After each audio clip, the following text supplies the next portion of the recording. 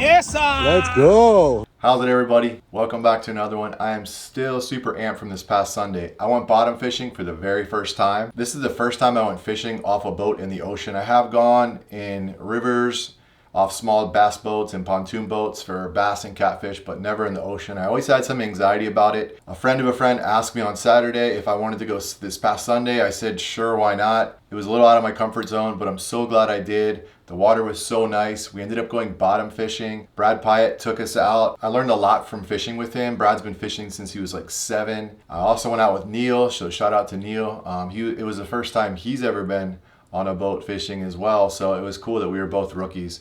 But I can't thank Brad enough for taking us out there and showing us what he knows and putting us on some good fish. So we're gonna go along for the ride, or should I say drift, and hopefully catch some new species. Let's get it. We ended up getting out around 6 a.m. and the water was super nice. The swells were down and the wind was light, so it made for a really good fishing day, especially first time for me. Here's a dropper rig that we're using, kind of similar to this. We had a different lead on the bottom, bait on the bottom hook, and the two top hooks had flies or grubs. From there, just basically drop it down, open bail, and just let it go all the way to the bottom. We were fishing about 150 to 200 feet of water. We were using Daiwa 5000s with Major Craft giant killing rods, and it worked really well. We were using a 6-ounce lead and just bouncing it off the sand bottom. The Nabetas kind of get curious and they check it out, and you can see got one here. I think this was my first one. Water was super nice, as you can see, really nice clear blue. These fish are kind of cool because they look like a uhu or a wrasse. I think they're in the wrasse family, but cool colors. And they do have sharp teeth, but man, they are really good eating. You don't have to scale them because the scales are so soft, so it makes it a really good fish. Here you can see really cool colors. We moved around to a few different spots and then just drifted. Here's Brad on a fish, or should I say 2 fish. He had a bunch of double hookups that day, even a triple hookup.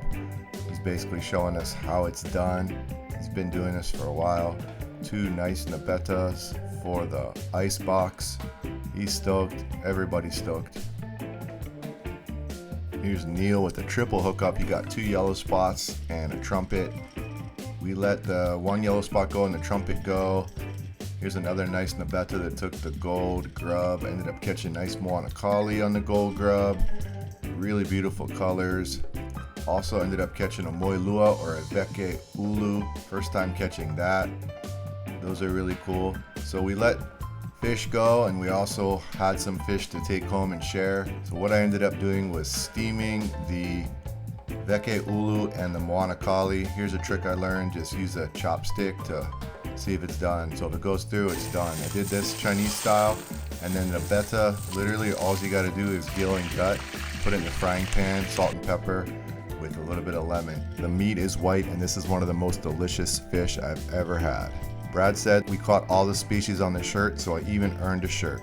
Thank you so much for watching, guys. Please remember to like and subscribe. So if there's one takeaway from this video, I would say if someone asked you to do something that's maybe a little out of your comfort zone, maybe it's a hike, a fishing trip, or something like that, I would say go for it, because you're gonna unlock some cool memories. You're gonna get out of your comfort zone. You're gonna get out there and do something new. You're gonna make some new friends. You're gonna have a good time. I recommend just going for it. Thank you so much for watching. Until next time, take care and tight lines.